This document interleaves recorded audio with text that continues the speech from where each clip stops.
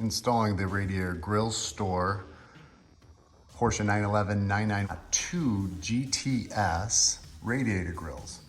First, we're gonna take off this beauty piece, this trim piece.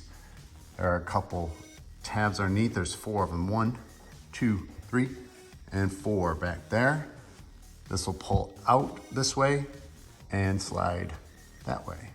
You can see here we pulled out this tab, worked our way through the 4 other clips, and then we will pull this out. Here's a better view of the clips. Insert the grill as such, push down the duct and push the grill forward. The grill will sit securely in between the duct and the front bumper as you loosely do the cable ties. Snug up all the cable ties.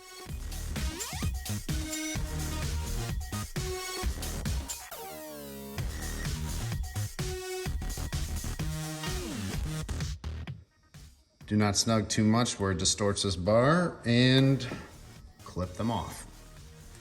For a next level installation, you receive the kit with a middle cable tie. This cable tie is optional, and it does create some greater strength through the middle of the grill. The easy way is to connect it up and then rotate the receiving end back to just before the end of this horizontal bar to hide it. There's a next level where you can remove this and insert it back in the same positions with the included spacer kit.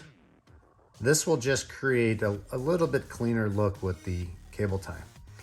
You flip the cable tie around and put it back through the same positions. Now insert the spacer.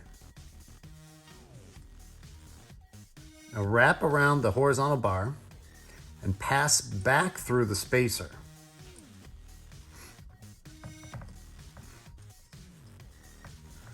Now reach your hand back through the open brake duct opening and reach your hand behind the grill and connect up the cable ties and carefully snip off the end.